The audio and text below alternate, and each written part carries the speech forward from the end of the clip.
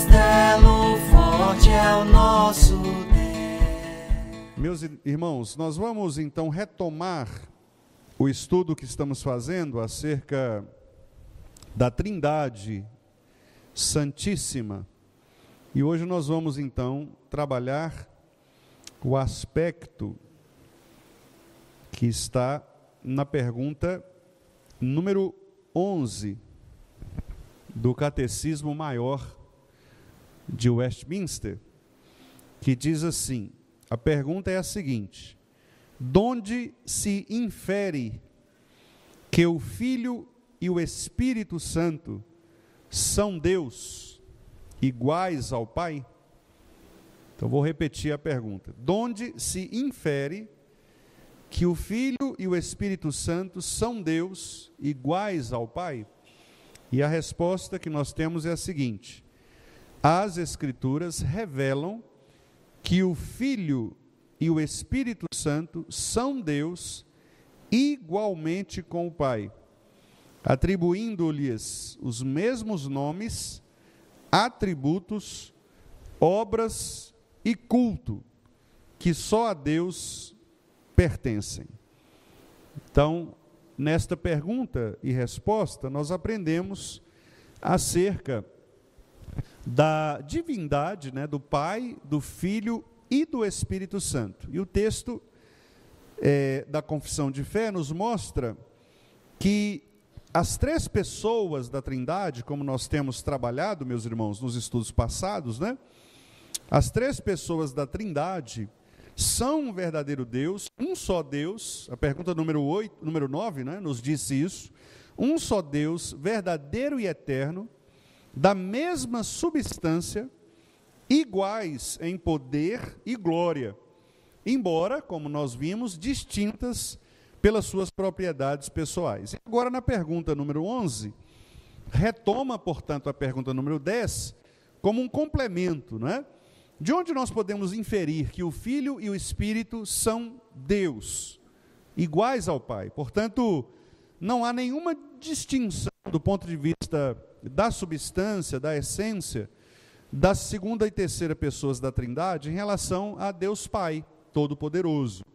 Então, por isso nós vamos ver nas Escrituras, primeiramente, os textos que são citados pelo Catecismo Maior, nós vamos ver aqui exatamente estas atribuições que as Escrituras fazem a Deus Pai, Filho e Espírito Santo, usando para eles os mesmos nomes, os mesmos atributos, as mesmas obras e o culto que nós devemos prestar, ok?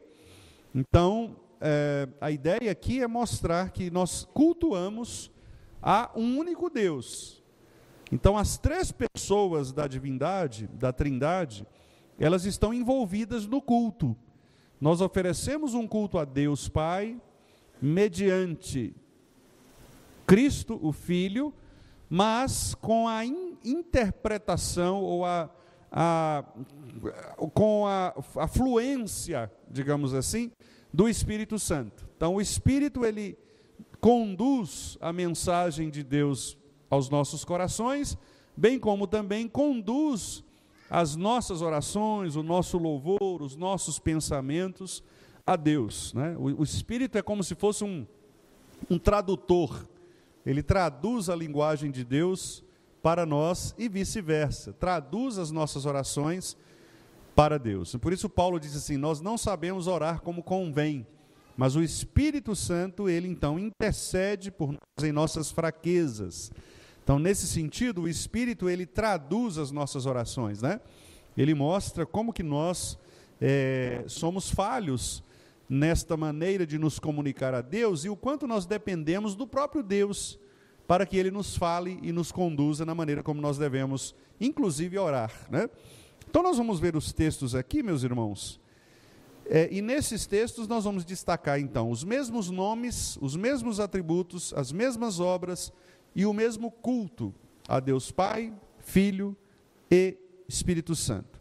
Depois de nós vermos os textos, nós vamos fechar o nosso estudo pensando na comunhão que nós temos com o Pai por meio do Filho no Espírito. O Espírito de Cristo, o Espírito do Filho, ele nos faz manter o relacionamento ativo com Deus, o nosso Pai. Então vamos começar aqui com o texto de Jeremias 26, versículo 6. Nós vamos ler os textos que são indicados no próprio catecismo. Jeremias, capítulo 23, versículo 6.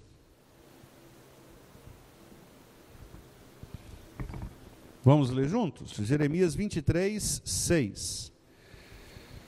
Nos seus dias, Judá será salvo, e Israel habitará seguro. Será este o seu nome, com que será chamado Senhor, justiça nossa.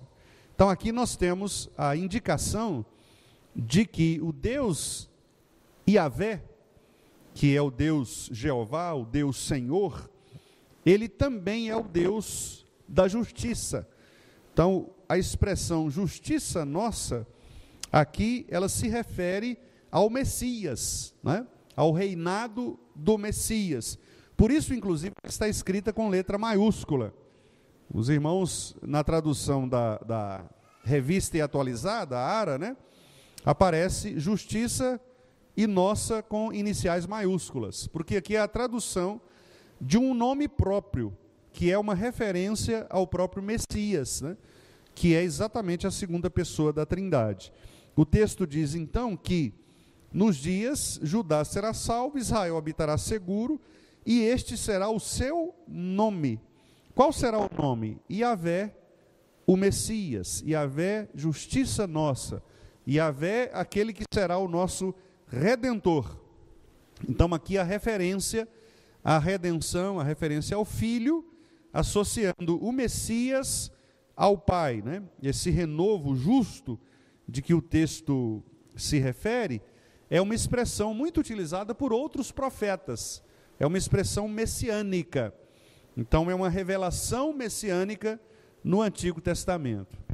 Para aqueles irmãos que gostam de estudar, né, sobre isso, há dois autores muito conhecidos no meio reformado que tratam dessa perspectiva, né? Um deles é o Dr.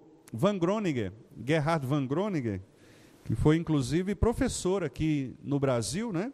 Ele esteve no Brasil e iniciou na época, chegou a ministrar, né, alguma disciplina naquele antigo mestrado e doutorado lá do JMC, que depois se tornou a nossa pós-graduação, né, o Andrew Jumper. Então o Dr. Van Groningen, ele tem dois livraços, assim, dois calhamaços, em que ele trata só sobre isso. Inclusive um deles, o título é Revelação Messiânica no Antigo Testamento. Então ele pega todas as referências, né, as mais,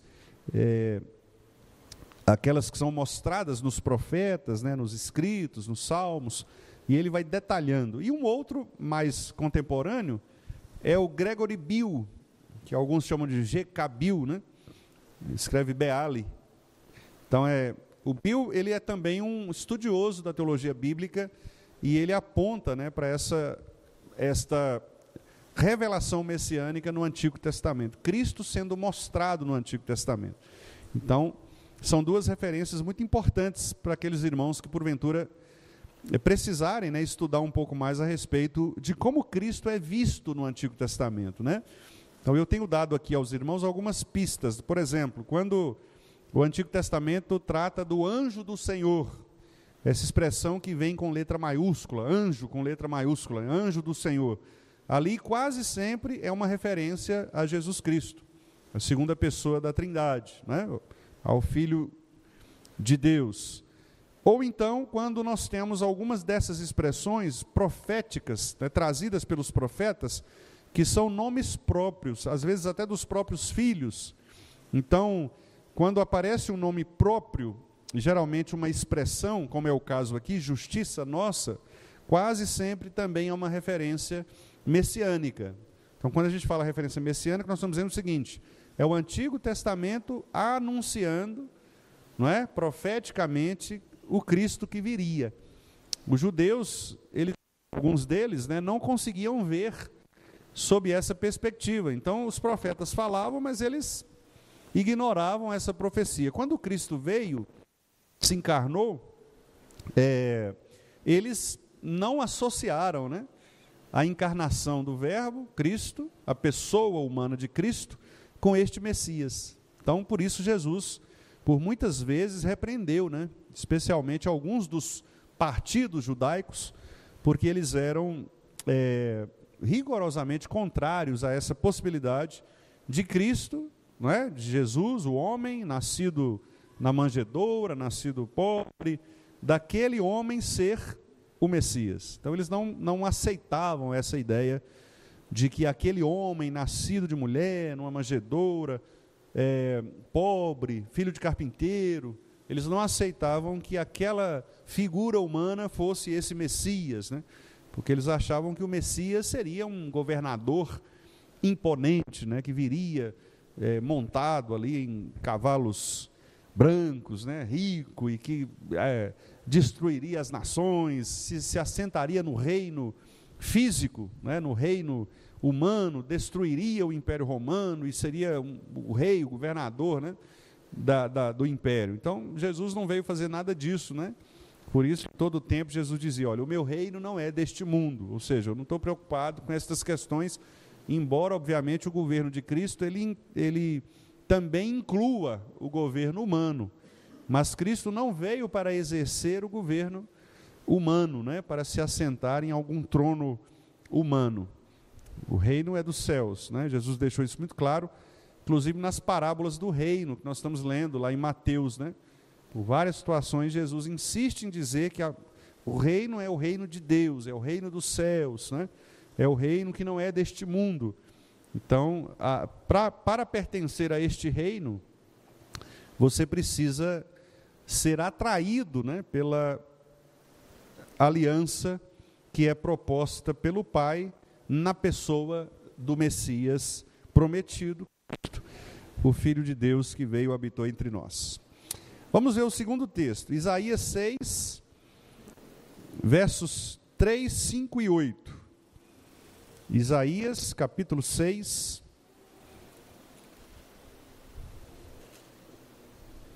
a famosa visão, né, de Isaías,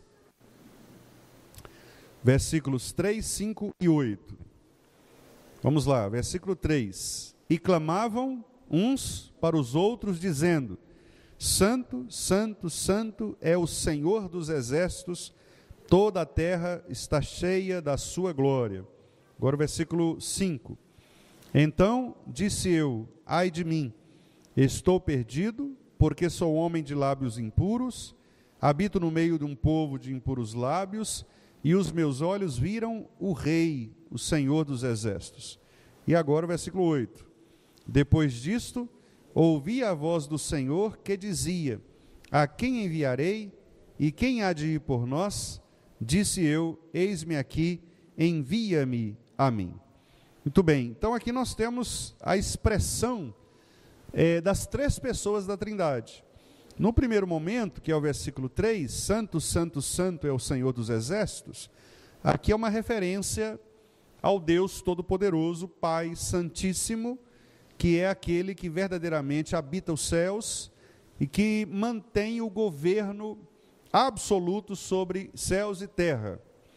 Mas no versículo 5, nós temos uma outra expressão, que é a expressão Rei. Os meus olhos viram o Rei, o Senhor dos exércitos. E geralmente, quando a Bíblia, especialmente o Antigo Testamento, usa a palavra Rei, ela aponta para Jesus Cristo. Tanto é verdade isso, que na profecia que anuncia a vinda de Jesus, Jesus é chamado de Rei. Olha só, lá no versículo 6 do capítulo 9, né? Vamos abrir lá? Não está aqui na nossa listinha, mas a gente, para fazer essa associação. Então, Isaías 9, de 6 a 7, 6 e 7. Texto conhecido dos irmãos, né? Vamos ler. Porque um menino nos nasceu, um filho se nos deu, o governo está sobre os seus ombros, e o seu nome será maravilhoso conselheiro, Deus forte, Pai da eternidade, príncipe da paz, para que se aumente o seu governo e venha paz sem fim sobre o trono de Davi e sobre o seu reino, para o estabelecer e o firmar mediante o juízo e a justiça, desde agora e para sempre. O zelo do Senhor dos Exércitos fará isto. Olha só que interessante, né? Então aqui, o menino que vai nascer, o menino nos nasceu, é uma profecia. Esse menino, ele recebe nomes, títulos, né? Ele será conselheiro, ele será Deus forte, ele será pai, ele será príncipe. E o versículo 7 diz que este menino será rei. Então, para que se aumente o seu governo, quer dizer, quem governa é um rei. Para que venha paz sem fim sobre o trono, quem se assenta no trono é um rei.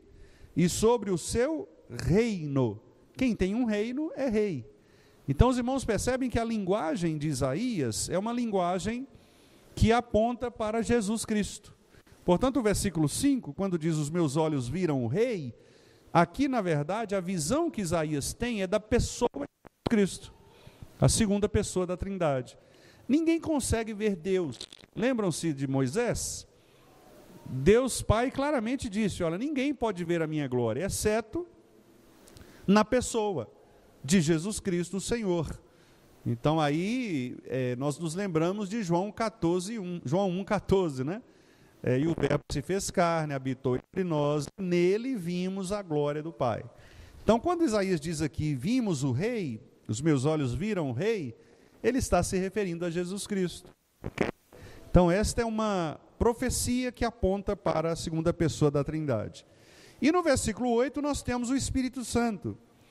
Porque quem envia e quem faz cumprir o ministério é o Espírito. Porque o Espírito Santo é que faz o papel que está no os versículos 9 e 10 em diante.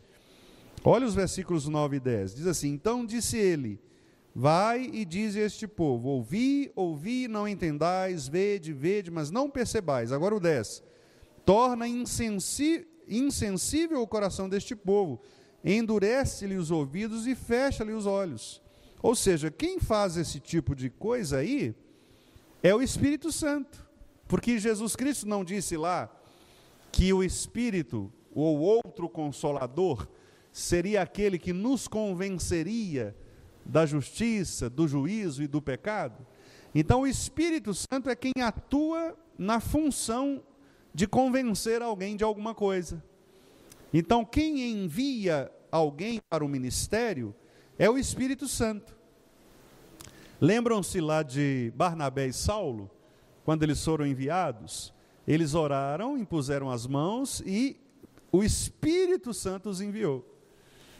Então isso é muito interessante, porque a vocação, o chamado para o ministério, ele é um chamado espiritual.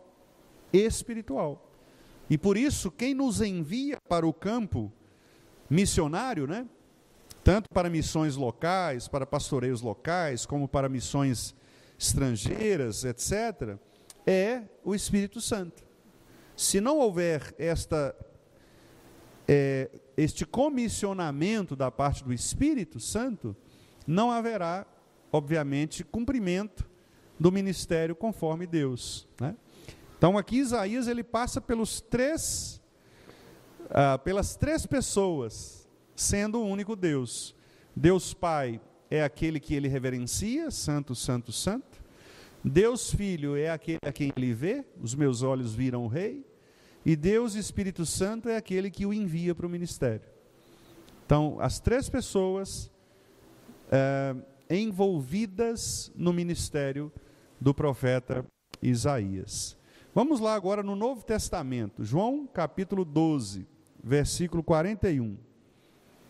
João 12, 41.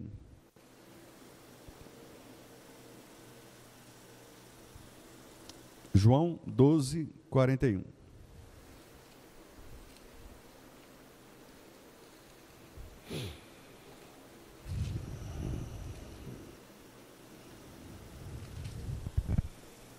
Vamos lá.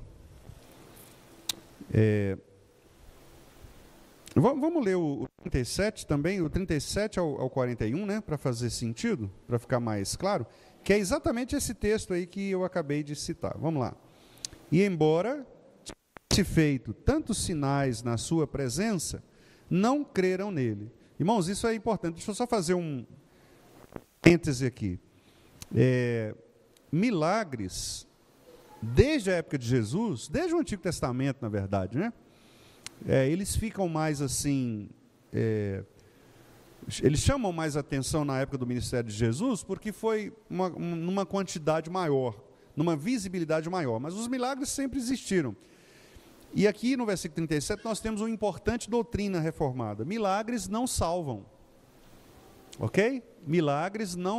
Cristo não realizava milagres para salvar as pessoas.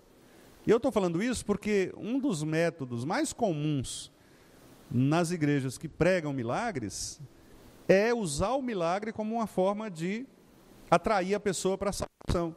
E aqui nós estamos vendo claramente que mesmo Jesus tendo feito tantos milagres, os milagres não foram suficientes para fazer as pessoas crer. Então não é o milagre que faz a pessoa crer. A pessoa que crê em milagre, ela está crendo na coisa errada.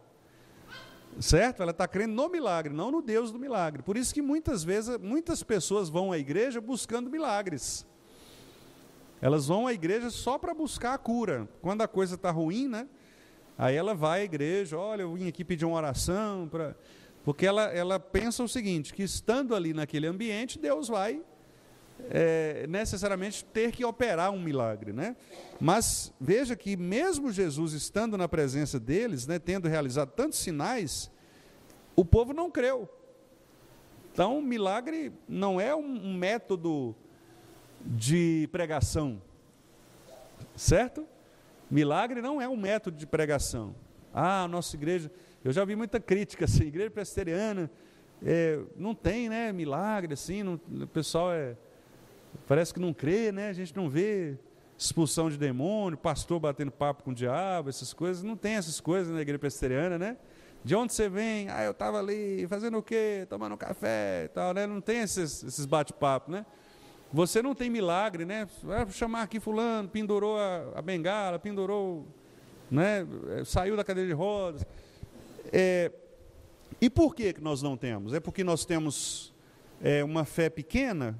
Pode até ser que a nossa fé seja pequena, né? Jesus repreendeu os discípulos, dizendo que eles tinham pouca fé, né? Alguns brincam que é o chamado crente bully, né? Crente bully é o crente de pouca fé, né? Então é o pouca fé, a garrafa lá, o bule de café. O crente bully é esse de pouca fé. O presbiteriano é visto como um crente de pouca fé, né? Mas não é, porque a nossa ênfase não é nos milagres. Muito embora nós creiamos que Deus pode sim fazer milagres, mas de uma maneira, o milagre é milagre. Não é uma coisa natural, né? Lá em Montes Claros tem uma igreja, o nome da igreja fica em frente, do lado da prefeitura, assim. O nome da igreja eu não sei o nome não, mas eu sei a inscrição abaixo do nome. Tem o nome, aí embaixo tem assim: aqui o milagre é natural. Eu falei: então não é milagre, né? Aqui o milagre é natural. Eu falei: como assim, né? Se é natural, não é milagre aí. Natural é você tomar um chá de boldo e melhorar o fígado. É natural, né? Porque aí você está tomando uma coisa, um remédio. Mas milagre não é natural. Milagre é sobrenatural. Milagre é Deus atuando fora do comum. É a pessoa ser curada de uma maneira extraordinária, né? Que os médicos vão dizer: olha, não sei como esse câncer aí sumiu. Estava aqui na ressonância, agora não está mais. Isso é milagre, né? Então, quer dizer, o milagre como era feito na época de Jesus. Então, esse tipo de milagre hoje, alguns creem que, inclusive, eles nem existam mais, porque não seria nem necessário existir, né? Exatamente porque os milagres eles tinham uma função específica no ministério de Jesus, nessa época. Então, alguns irmãos, eles são até bem radicais nesse sentido, eles dizem: olha, hoje não tem mais esse tipo de milagre, porque não é que Deus não possa fazer, é que Deus não precisa fazer mais. Mas se Ele quiser, obviamente, Ele vai fazer, Ele é Deus, né? O vento sopra onde quer, o poder de Deus não pode ser controlado, né, por nenhum de nós. Então, se Deus quer, Ele vai fazer. Mas precisa ser algo de fato sobrenatural. Mas eu queria só fazer esse parêntese grande aí para mostrar isso aos irmãos, né? Mesmo Jesus tendo feito todo este milagre, está escrito aqui, não creram nele. E por que não creram? Aí vem agora o trecho lá de Isaías. Vamos continuar lendo aí? 38 a 41. Para se cumprir a palavra do profeta Isaías, que diz: Senhor, quem creu em nossa pregação? E a quem foi revelado o braço do Senhor? Por isso não podiam crer, porque Isaías disse ainda: cegou-lhes os olhos e endureceu-lhes o coração, para que não vejam com os olhos, nem entendam com o coração, e se convertam e sejam por mim curados. Isto disse Isaías, porque viu a glória dele e falou a seu respeito. Meus irmãos, esse é um texto pesado, né? O que Jesus está dizendo aqui, o que está se cumprindo aqui, em relação à incredulidade dos judeus, é de que já estava na profecia do Antigo Testamento, naquele texto lá que nós lemos, na visão de Isaías, capítulo 6, que Deus cegaria os olhos e endureceria o coração das pessoas, dos judeus, para que eles não se convertessem. Então veja que interessante, Deus ele faz os dois movimentos. Ele tanto abre os olhos de alguém para que esse alguém se converta, como também ele fecha os olhos, cega os olhos para que essa pessoa não se converta.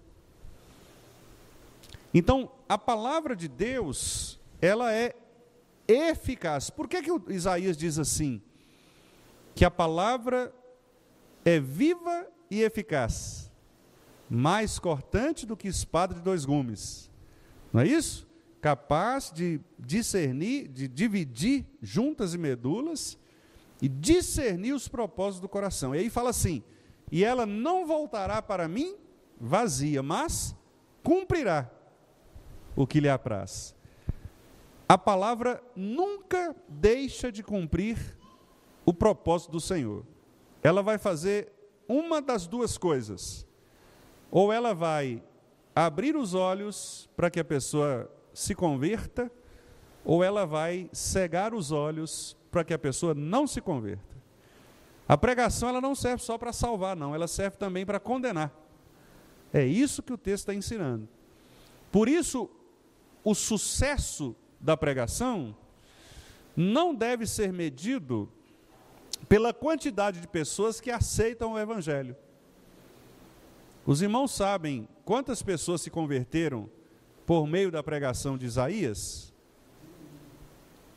A Bíblia não fala de nenhuma. Talvez tenha havido, né, Ronaldo? Nós não sabemos, mas a Bíblia diz que nós não sabemos. Lá de Jonas nós sabemos. Jonas pregou com aquela má vontade, né, que a gente tem falado aqui, e Deus converteu. Isaías foi servo fiel ao Senhor, talvez sem dúvida, né, um dos grandes profetas do Antigo Testamento. Extremamente instruído, capaz. Isaías ele pregava no palácio. Isaías foi contemporâneo de Amós. Amós era o cara da roça. Era o pregador, era o missionário dos camponeses. Isaías não. Isaías era o missionário dos ricos, vamos dizer assim. Porque ele estava no contexto do palácio, no contexto do reino. Ele falava com gente grande. E a Bíblia não demonstra conversões no período de Isaías. E aí a gente vai para o livro de Isaías, a gente percebe exatamente isso aqui, ó. Porque Isaías, aí quando, versículo 38, Senhor, quem creu em nossa pregação, Senhor? Senhor, eu estou aqui na igreja tem 20 anos. Quantas pessoas novas tem aqui? É mais ou menos isso que Isaías está falando. Ninguém creu, Senhor. Eu estou pregando, ninguém creu. Mas a resposta que Deus deu a Isaías, qual foi? Calma, você não está falhando na pregação. Eu é que estou endurecendo o coração deles para que não creiam mesmo. Eu não quero salvar estes. Estes estão condenados. Claro, meus irmãos, isso não deve ser desculpa para que não haja um crescimento numérico na igreja. Não é? Porque às vezes a pessoa, o pastor tem lá 20 pessoas na igreja e tem 50 anos que ele está na igreja e continua 20 pessoas ali, né?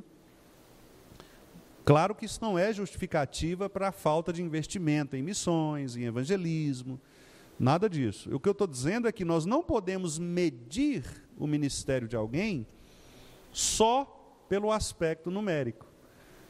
Porque às vezes a igreja pode encher de pessoas, mas não são verdadeiramente convertidos. Às vezes são pessoas atraídas por causa dos milagres aqui, ó, que a gente acabou de ver. Mas, por outro lado, talvez uma pregação que aparentemente não produza número de pessoas convertidas, é uma pregação que também serve para agravar a situação daqueles que verdadeiramente estão excluídos da presença do Senhor. Então, é importante a gente, né, pensar sobre isso aí. Outro parênteses, estou fechando. Ok. Bom, mas o ponto aqui é o seguinte, a Trindade. Então, nós temos aqui Jesus Cristo utilizando o texto do Antigo Testamento, não é? No qual Isaías teve a visão do Deus Pai, teve a visão do Rei, que é o próprio Cristo, e foi comissionado pelo Espírito Santo. E aqui, o texto diz exatamente que as pessoas não creram em Jesus, porque o Espírito atuou para cegar-lhes os olhos e os entendimentos. Então a gente percebe que o Novo Testamento ele se relaciona ao Antigo para mostrar que Pai, Filho e Espírito Santo trabalham juntos. Eles têm o mesmo tipo de atributo e de obra. Eles cooperam, né, no que a gente chama de economia da Trindade. Eles trabalham em prol, as três pessoas trabalham em prol de um mesmo objetivo, de um mesmo plano, que é o plano da redenção. Então, Pai, Filho e Espírito Santo envolvidos na salvação e também na condenação dos ímpios. Ok? Vamos ver aí outro texto. Atos 28, versículo 25. Atos 28, 25.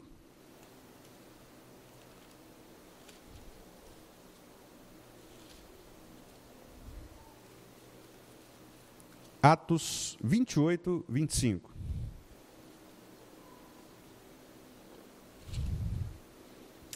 Vamos ler. E havendo discordância entre eles, despediram-se, dizendo Paulo estas palavras: Quem falou o Espírito Santo a vossos pais, por intermédio do profeta Isaías, quando disse... Aqui de novo, Paulo cita o mesmo texto que nós acabamos de mostrar lá, o povo tem o coração endurecido. O texto que Paulo cita aqui é o mesmo texto de Isaías 6.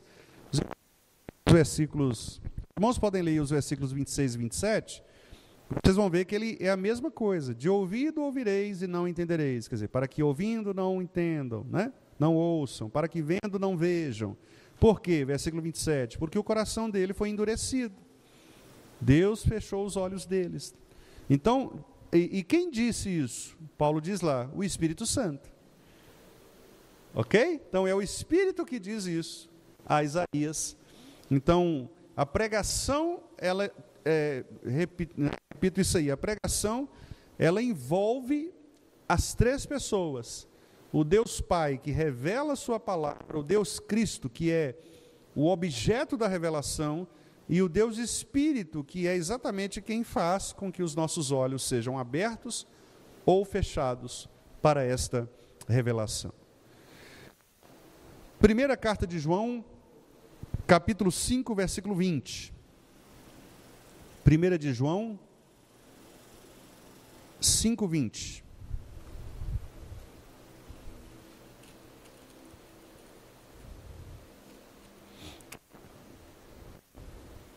Vamos lá. Também sabemos que o Filho de Deus é vindo e nos tem dado entendimento para reconhecermos o verdadeiro. E estamos no verdadeiro, em seu Filho, Jesus Cristo. Este é o verdadeiro Deus e a vida eterna. Então, João também, discutindo com aquele contexto em que as pessoas não acreditavam que Jesus, o homem, fosse também Jesus Deus, né? O gnosticismo da época separava essas duas naturezas. Então, para eles, o Deus humano, ou melhor, o Jesus humano, Jesus carne, né, corpo, não era divindade, não era Deus, né? A divindade estava fora do corpo humano de Jesus. E João está defendendo o tempo todo na primeira carta que não é isso que o cristianismo ensina. O cristianismo ensina que Cristo é um só. E ele tem as duas naturezas, Deus e homem. E por isso que ele diz aqui no final, nós estamos no verdadeiro, nós reconhecemos o verdadeiro. O verdadeiro quem é? Jesus Cristo, que é o Filho de Deus. Este é o verdadeiro Deus. E aí o versículo 21 é muito interessante, né? Porque ele encerra, filhinhos, guardai-vos dos ídolos. Quem são os ídolos aqui no contexto da primeira carta de João? É todo o entendimento errado a respeito da pessoa de Jesus. Porque a primeira carta de João é uma carta bastante cristocêntrica, né? João o tempo todo ele está defendendo que Jesus é Deus e que nós só podemos ter comunhão com o Pai se nós tivermos comunhão com o Filho.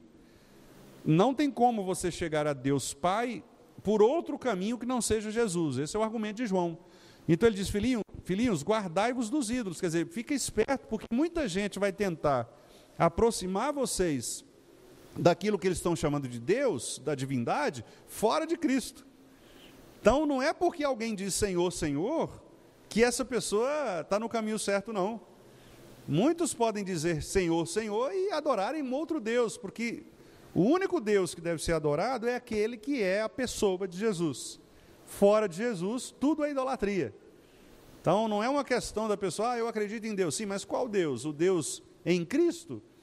Porque se for um Deus outro, aí você vai ter problema. É um ídolo do coração, né? Que está sendo projetado ali. Porque o único Deus visível, possível, histórico, né, é Jesus Cristo, nosso Senhor. Ele veio em carne e revelou a glória do Pai. Fora dele não há possibilidade de nós conhecermos outro Deus. Vamos voltar lá no Antigo Testamento, livro dos Salmos agora. Salmo 45. Salmo 45, versículo 6. Salmo 45, 6.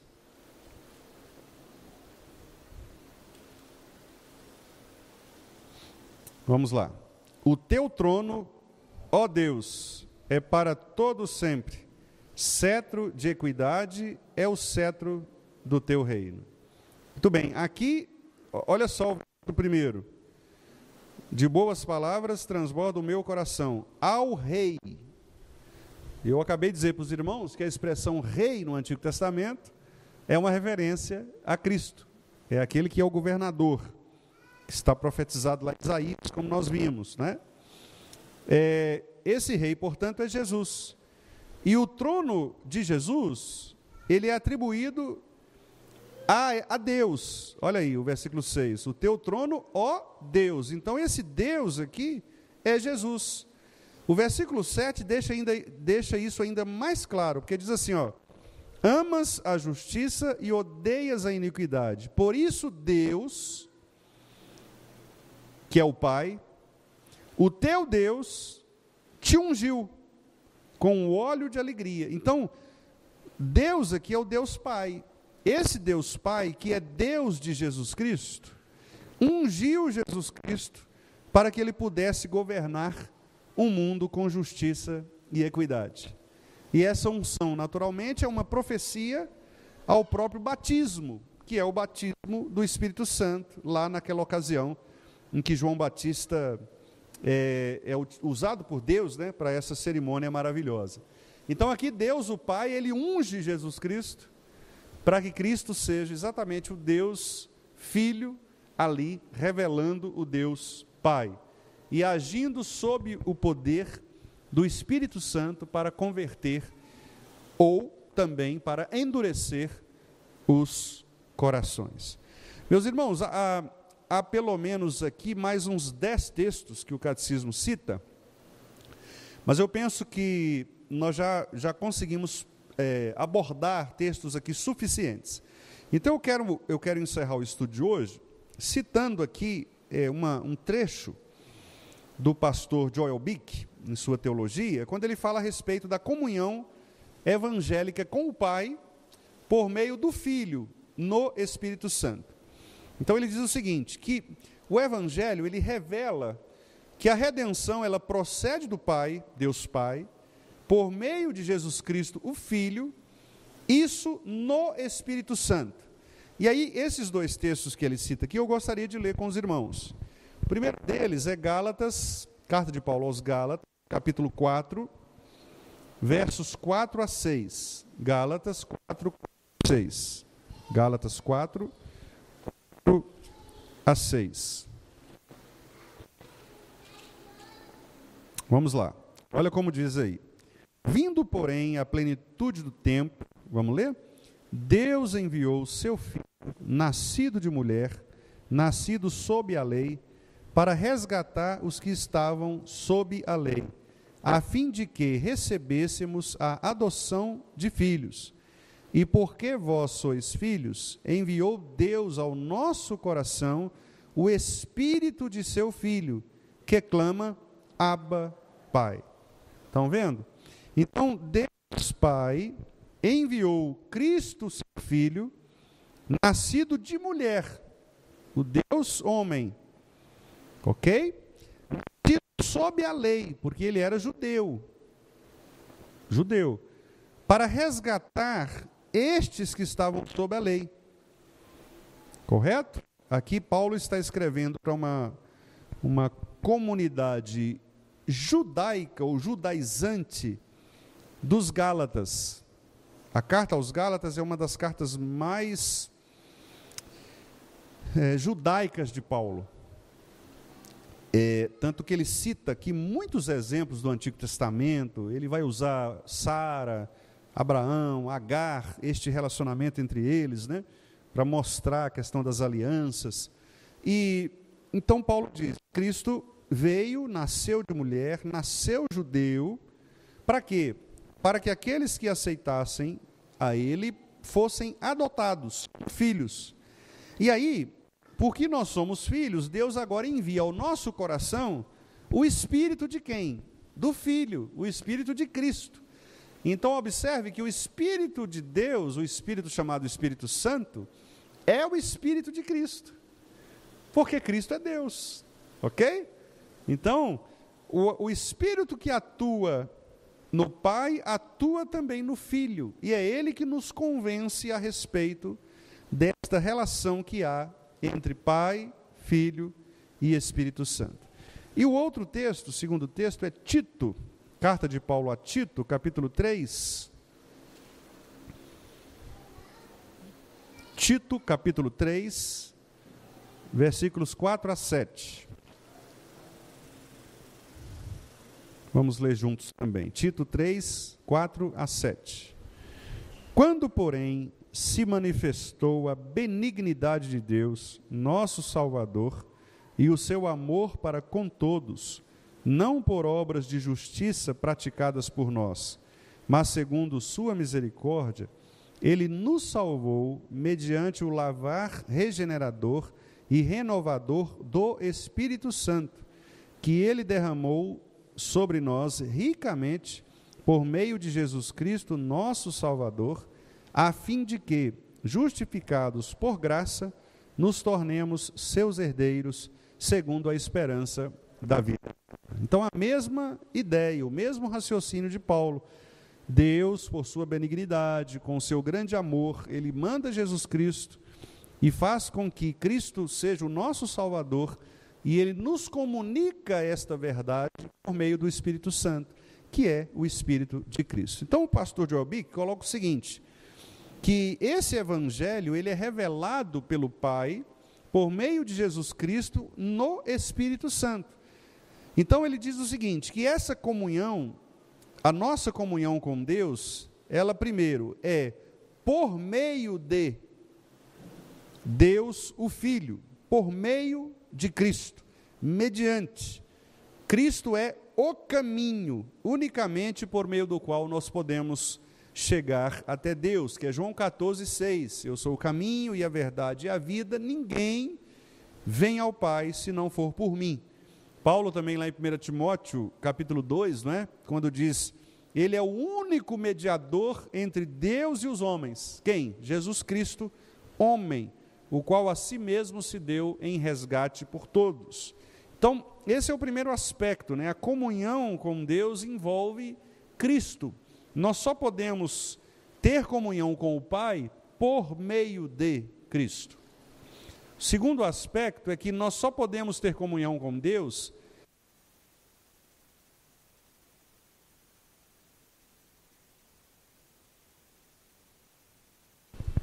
em ou no Espírito Santo, ok?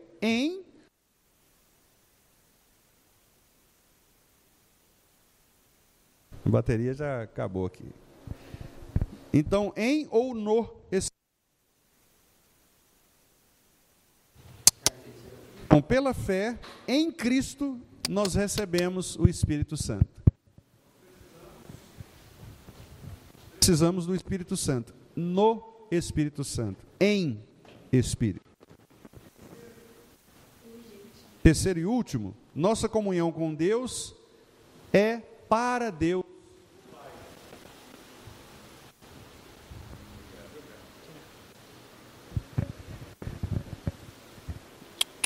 Obrigado. Bom, por meio do Filho, no Espírito Santo e para Deus o Pai. Então, essas expressõezinhas aí, né, que são as nossas posições aqui, elas indicam esta passagem, né?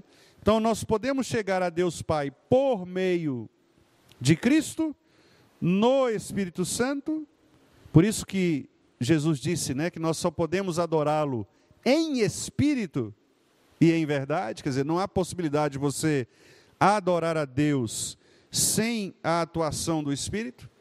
Nossa adoração, ela é espiritual, né? E isso é tão interessante, irmãos, não é objeto do nosso estudo hoje, mas esse é um ponto que nós precisamos trabalhar muito nas nossas igrejas, que é o aspecto da adoração em espírito, né? O que significa adorar em espírito? Então, resumidamente, essa ideia, ela está exatamente conectada com esta relação que nós temos da nossa comunhão com Deus o Pai. Ou seja, adorar Deus o Pai em espírito significa que todas as nossas atitudes culticas, não só no culto público, né, mas naquilo que a gente chama de culto da vida, que é o nosso dia a dia, a maneira como nós adoramos a Deus, tudo isso é espiritual. Então, porque a Bíblia, especialmente o Novo Testamento, aboliu formas corporais, materiais, físicas de adoração. No Antigo Testamento não, nós tínhamos formatos estabelecidos. Então, havia toda uma cerimônia física, colocar-se de pé, ajoelhar-se, prostrar-se, deitar-se, vestir a roupa tal, falar tais palavras. No Novo Testamento, estas formas, elas são abolidas. Então, não há no Novo Testamento, por exemplo, uma prescrição, uma ordem de Jesus Cristo, para que nós o adoremos de maneira física. Por exemplo, a oração deve ser feita de joelhos. Só essa oração que é aceita. A oração deve ser feita estando sentados ou estando em pé. Não há essa ordem de Jesus. Se nós fazemos isso, nós fazemos por uma, vamos dizer assim, uma cultura que nós temos, por entender que certas posições, elas indicam um maior respeito, uma solenidade. Então, por exemplo, alguns irmãos que preferem orar em pé, por exemplo, eu suponho que seja por uma questão de entender que a oração é um momento de reverência. Então, vocês se colocam de pé diante do Senhor. Então, não há nenhum problema quanto a isso, né? Nós ficarmos de pé para orar. Mas o que eu não posso fazer é fazer disso uma doutrina, como se a Bíblia ordenasse que as orações fossem feitas estando de pé.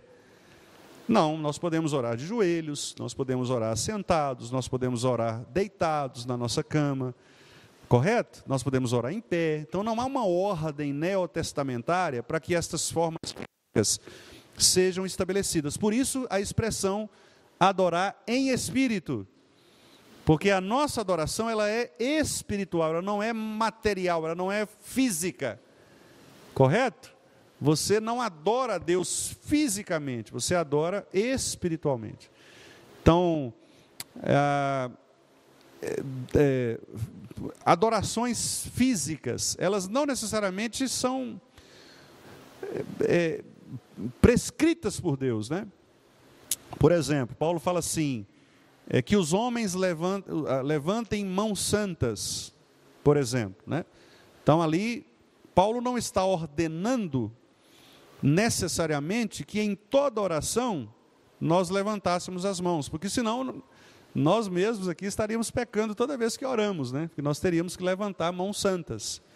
Então o que significa levantar mãos santas ali? Paulo não está se referindo naquele momento a uma atitude física, mas mãos santas de Paulo ali é exatamente um espírito quebrantado na presença de Deus, de maneira que você apresente a sua oferta a Deus sinceramente, reverentemente, sem pecado.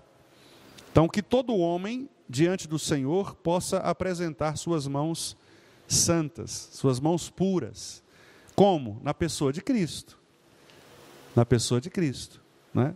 Tem até uma historinha que o pessoal conta, diz que um político estava fazendo campanha numa determinada cidade do interior, e aí ele estava aquelas plataformas, né, aqueles trio elétrico, né, todo sujo e tal, e ele pegava assim na borda, lá no cano, na borda, né? E ele falou assim, não, eu não tenho corrupção, as minhas mãos estão limpas. Aí na hora que ele mostrou, assim, a mão estava toda cheia de graxa, né? Que ele tinha pegado na graxa do cano lá. Minhas mãos estão limpas, né? O cara todo... Quer dizer, aí o povo, aí, ladrão e tal, né? É mais ou menos isso. Quer dizer, às vezes você chega na igreja e você oferece um louvor a Deus, mas o seu louvor, fisicamente, ele é perfeito. Mas não é em espírito, certo? Porque o espiritual não pode ser visto, né? Ninguém vê o espiritual. Eu posso chegar aqui e cantar uma música assim, que embale corações, né? Mas uma música que Deus abomina. Tanto na letra, quanto na minha sinceridade, na sinceridade do adorador. Porque a nossa adoração ela é espiritual. Então, nós vamos falar disso depois, mas eu só estou tocando nesse ponto porque nós estamos falando aqui dessa comunhão com o Espírito, né? Então, é muito importante isso. E, então, por meio de Cristo, no Espírito e para Deus. Porque todas as coisas que fazemos devem ser feitas para a glória de Deus, né? Nós vemos isso em vários textos da Bíblia, inclusive nos que nós lemos aqui agora à noite. Então, meus irmãos, relembrando aqui, né? De onde se infere que o Filho e o Espírito Santo são Deus, iguais ao Pai? A resposta, então, é: as Escrituras revelam que o Filho e o Espírito Santo são Deus, igualmente com o Pai, atribuindo-lhes os mesmos nomes, os mesmos atributos, as mesmas obras e culto que só a Deus pertencem. Então, a minha sugestão é que os irmãos possam depois, né, durante a semana, pegar esses outros textos que são citados aqui, como eu disse, deve ter mais de uns 10 aqui que nós não fizemos a leitura, e os irmãos examinarem esses textos, né, que são citados aqui no Catecismo Maior, pensando exatamente nesta relação que existe, da comunhão com o Pai, com o Filho e com o Espírito Santo. E como as três pessoas são um Deus e operam para uma mesma finalidade, que é cumprir o plano de redenção, né? Tanto de salvar um povo, quanto também, como nós vimos, endurecer os corações daqueles que serão rejeitados, né? Que serão punidos por não aceitarem o Evangelho do nosso Senhor. Deus nos abençoe, meus irmãos, e se tiver perguntas, comentários...